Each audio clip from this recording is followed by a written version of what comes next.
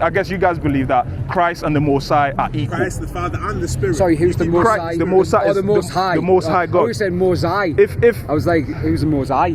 No, the Most High God. Most High. Yeah. Got you. I don't pronounce my T's too sometimes. Right, where are you from? I'm from Newcastle. Okay. So you would say that, are you basically trying to argue that Jesus isn't equal with the Most High? No. Because I'm trying to understand that's what I'm saying. Yes. Like your main argument. I don't know what you mean. Like, what's your main point? That's a gospel issue, basically. Huh? You don't believe that's a gospel issue. Your Because nowhere in the law does it say you have to believe Christ and the Most High are equal for you to be saved. Show me that. If I'm wrong, show me that. Does not honor the Son as the honor the Father. Yeah, but he was given. We just read in Daniel. He was given. Christ was given dominion. No, dude, was you're that getting right? quite bad at not allowing people to finish their sentences. Okay, sorry. Finish your sentence. Go on. So at that point, anyone reading that scripture can see that there is an honor that the Son gets that is equal to the honor that the Father gets. Who gave the Son the honor? Before we even get there, we would have to establish that at some point and in some way there is an equal amount of honor to the Son and the Father. Okay, let's say I agree. That would be a premise. Okay, but who gave the Son the honor? That's the question. Okay, now the question is this: answer my question first. I will, but I'm kind of trying to go on. take it down. Okay. So, with regards to the honor, we have to also understand how God has brought redemption. Now, there was never. Now we're talking about the redemption. I'll explain why. So, so in all of eternity, there was never a time where God's Son became a man. What we know now is obviously 2,000 years ago what happened at Calvary. Okay. So there was something that the Son of God actually did that was completely different to anything that they ever had, which gained an honor which could have never been established before. I'm sorry, but right now you're talking. I need scripture.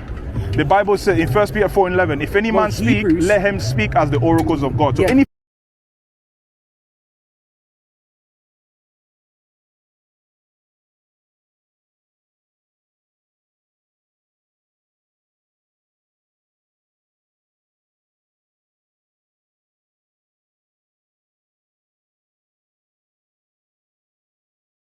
thing you say, I need you to go into a Bible and show me a verse that says what you're saying. So Hebrews tells us what book and verse? Because I'm holding a precept right now. Yeah, that's right. You can go. I mean, can one of your guys? Have you guys not got a Bible? Yeah, we do. We're given out. Because I'm holding a precept to go on. Hebrews 1. Okay, so Hebrews 1 here. Where are you going? But unto the Son, he saith, Thy throne, O God. So who's speaking here? It says, but unto the Son he saith. So are you asking who's the he saith? Who's he? That's the Most High.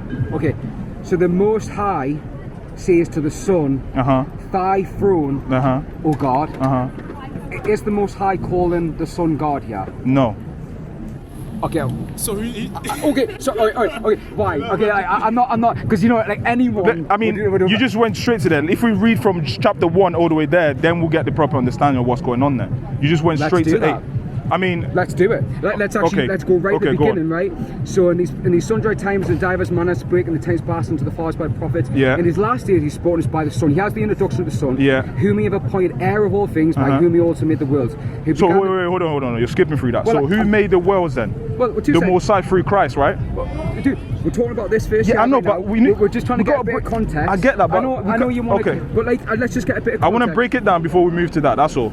Okay. Keep going. Now, this is what I was struck by. I'm just moving down a bit further. Okay, go on. For unto which the angels said he had. Hang on. You just skipped 3.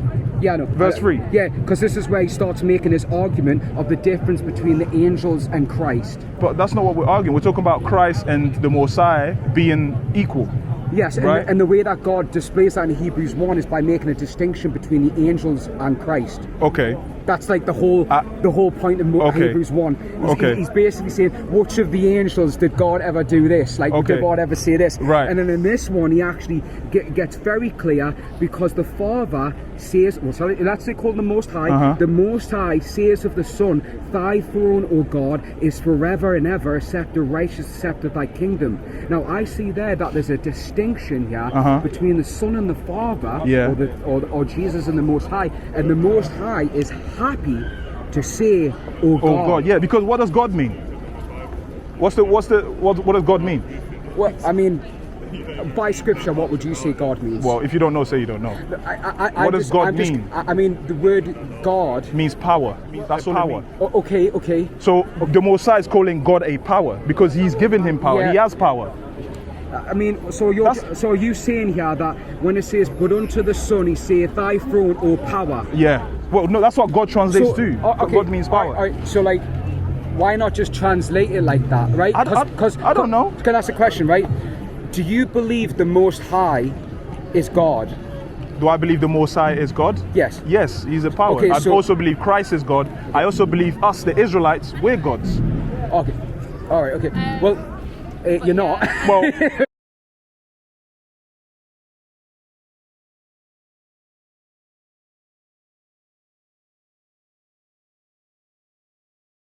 I am. Well, I'm gonna read you're this. Go to the psalm, right? No, I'm gonna go to Jesus saying it. Yeah, no, but he's making a John point there. 10 and 34, Yeah, right? but he's not speaking well Jesus of the Pharisees. answered- He's not saying, "Oh, Yeah, you but- guys are gods." No, but and, okay, like, let's read what it said. Jesus answered them, is it not written in your law, I said ye are gods? Yeah, what's the context of that psalm? What he was talking about, he was talking to the Pharisees. That's not Psalm, that's John. No, look, your scripture reference here is Psalms 82 and 6. 34. Yeah, so go there. Okay, because you let's want to go get there. the context. Yeah, let's and go you there. see there that they're not in a good place. God's actually pronounced it basically. People, So are you saying he's not calling them gods? Is that what you're saying? No, I'm just saying that the concept of them being gods is not a good one. If you go to Psalm, But they are gods though. Are they not?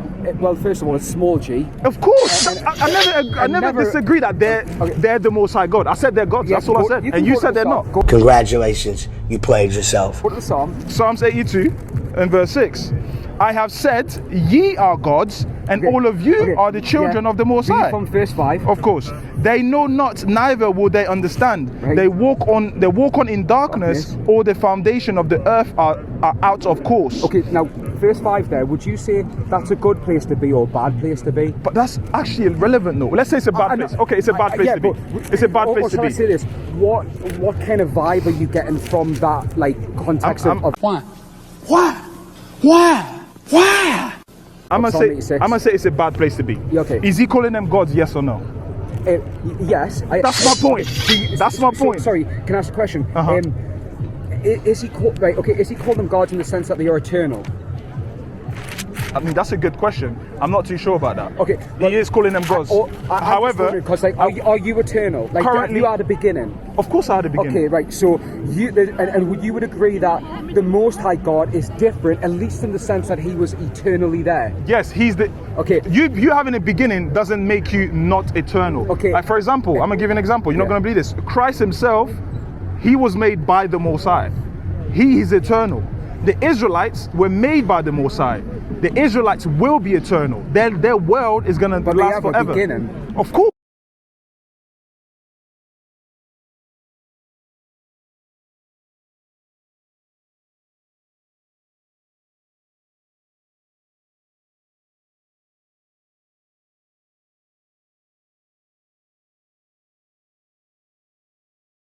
Yeah, Unlike God the has- Ancient of Days. Yeah, The Ancient of Days, yeah, the Most God has High, no He has beginning, no right? beginning. Okay. But that's what I'm saying. You having a beginning doesn't mean you're not eternal. Yeah, and also like Psalm 86, you can just read that and you get this. Oh, right. These people's hearts are not in the right place. They're in a bad place because they're understanding the sense of sarcasm and mockery towards them. Right. They were essentially. I get what you're saying. Right. We're kind of busy on the point. We're going away from the point. But you did say, please do show me the context. And we were in Yeah, Hebrews 1, yeah, but we went back. But now all I'm doing is going, okay, well, let's look at the context of Psalm 86. And Okay, we both and we did, agree, yeah. looking at that, hey, you know what, these people's hearts were not in the right place. Maybe in the way that Christ is speaking to the Pharisees there, he quotes Psalm 86. If you go to Psalm 86, the Pharisees there would have been offended. Why? Because of verse 5. How But dare do you know what was going on in that Matthew, in that John? Would you admit What? that when Christ says that to them, they should take that as a compliment? They should. But the reason they should, because he's calling them gods, but they don't like it. Why? Because they're trying to come against him. Okay, but the problem is they were not thinking like that. They're thinking. How do you know what they were thinking? This guy is Because of Psalm 86. They would have known Psalm 86. Don't tell me that a Jewish rabbi let's say they would have known. Let's say they did. They would have went, this guy is mocking us. He's using that to show us You're that going away from the point. No, You're literally, it is. this is commentary now. I can prove it to you. What did Christ say? Touching me! What do you mean? He said a lot of things. I know, but he said this, didn't he? He said, you guys will hear and yet not understand. Yeah. And he constantly brought a message that you guys will profess to know God, but by your works you'll deny him. What does that mean? Right? I mean, you're not true. You're not the real. But what does it actually mean, though? Well, it meaning means, you're going to say you know God, but you're not going to be keeping anything that he tells you to do. You're not going to be doing the things that he tells you to do. Whatever you want to call it. You can call that's what it means. Okay, you tell me what it means, because you've not told me what it means. Well, let's go with that. No, I want to hear what you think it means. Well, what does it mean? In works you deny him. Even though you profess with your mouth, it's not true of your lives. That's what I'd say. So meaning you're not doing what he tells you to do. You're not living the way he wants you to live. Yeah. That's exactly what I said. Dude, you are very argumentative, man.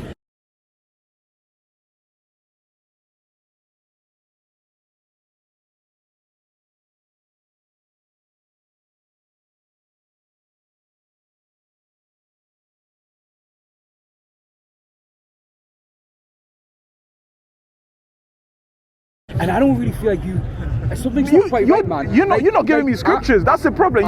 I'm meeting you where you're going. I think that's unfair there. You've just said you've not given me scripture. Okay, I'm sorry. I'll take that back. You did give me scripture. But I feel like you're going somewhere and I'm meeting you there and you keep pushing it and I keep meeting you somewhere. Let's go back to what we're talking about.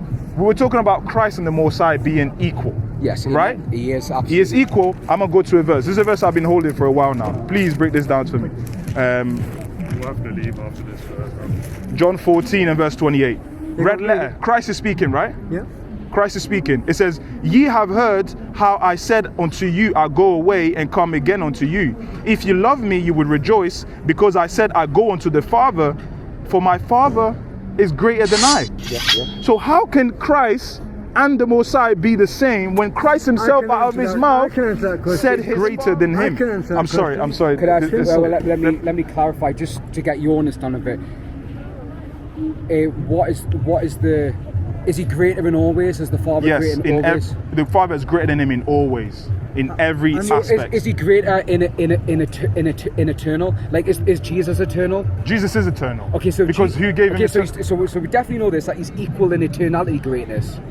Okay, if you want to say like that, fine. No, the reason why is just because there is a word used like greatness. It doesn't necessarily mean all context of greatness. Can you give me an example? You've just proved that. Can you give me an example? Eternality. No, in the Bible. Show me a verse that gives you an example. I already have eternality. No, I'm talking about a verse in the Bible that shows me the similar thing that you're talking about. Do you know what? I know what you're doing.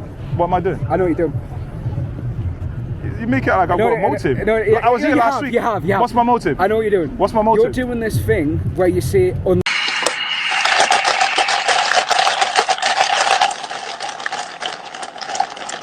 unless you can use a scripture in a way where it just directly says what it's going to come. I'm saying just prove. You are, because I've even used scripture and you said you've not used scripture. So I took that back. How are you using that against me when I've talked about said I'm sorry for that? Because you're kind of trying to push me into the same thing again. No, I'm asking you to show me a verse that says what you're saying. That's all I'm saying. Let's give an example. I and the Father are one. Okay, let's go to that verse. Anyone who let's not go there. Huh? No, we need to go there because there's a context to that. You said you were holding this one for a while. Yeah. So let me ask you, is Christ greater in eternality than the Father? Greater in eternality? What do you mean? Well, you can either be eternal or not, and essentially to be eternal is greater than not. The Most High has been eternal longer than Christ has. So technically no, because the Most High, that's why he's called the Ancient of Days. Okay. That's why he's the Ancient of Days. Right, okay, I'm just trying to understand. So you believe at some point in eternity, Christ was brought into existence? Yeah, Christ was created. So he did have a beginning, because you said Christ had it. I never said Christ didn't have a beginning. Okay, so Christ does have a beginning. 100% has a beginning. Okay. The Ancient of Days created it. Okay, but the Ancient of Days doesn't have a beginning. No, that's why the name's the Ancient of Days. He's before days. He's before time. So then Christ isn't eternal in the same way that the Most High is eternal. Well, you could say it depends how you look at it. What scripture would you use for that? Because but you're still not giving me a scripture that says what you're. Well, I can definitely show he says, before Abraham was, I am, right? He's always been with the Father. Me and the Father are one. There's always been a oneness, right? I mean, if there wasn't a oneness, he would have said, listen, there's not a oneness. Bro, and there was a oneness. If I say me and my brother or me and my wife are one, is my wife me?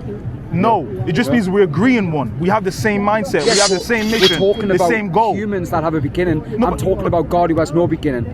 Yeah, but that doesn't mean he can't be one with Christ. Yes, but because they have the same mindset. The difference he came to do the will of the Most High, did he not?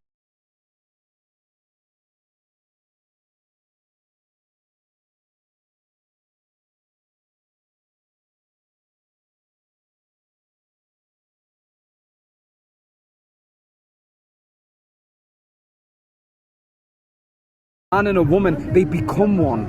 Jesus didn't say, I and the Father have become one. No, he said we are one. We are one. Because the Messiah created him with him for him to do his bidding. That's why you don't. Let me read this. Let me read this. Hebrews. Your illustration, although I don't mind using, and I've even used it myself, it does fall short purely because a man and woman become one. But with Christ and the Father, he didn't become one. He says, I and the Father are one. There was already a stage of eternal oneness. Okay, let's say that's the case. He's still the mediator, right? Oh, yes. Is the Messiah the mediator? Yeah.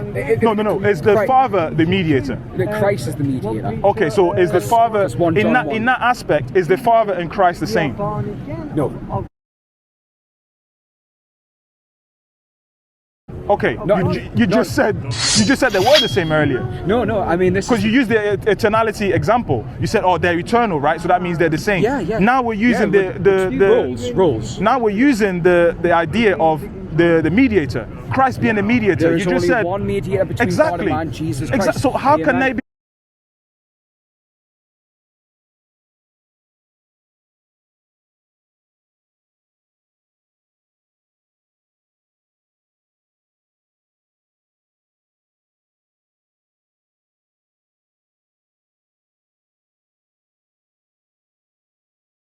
Be the same in that aspect then? They're not. Exactly. But that doesn't mean they're the same in all things. First of all, he's a father and the son. Already, just like you said. He's the father and the son? Christ is the son. That doesn't mean they're the same in all things. First of all, he's a father and the son. Already, just like you said. He's the father and the son? Christ is the son. I middle of my words. Okay. There's the father and the son. Yeah, exactly. Okay. 1, 2. Is the Father the Son? No. Is the Son the Father? Definitely not. Are they one? They are one, yes. Okay, right. Meaning what? If they're not the same, but they're one. One in power. One in power, yes. Okay. Also one in agreement. Christ came to do the will of God. Yeah. He even said, I've come to do the will of God. The will of God. Why are you running? Why are you running? That was a good conversation, man. Come talk to me. I appreciate that. Talk to me.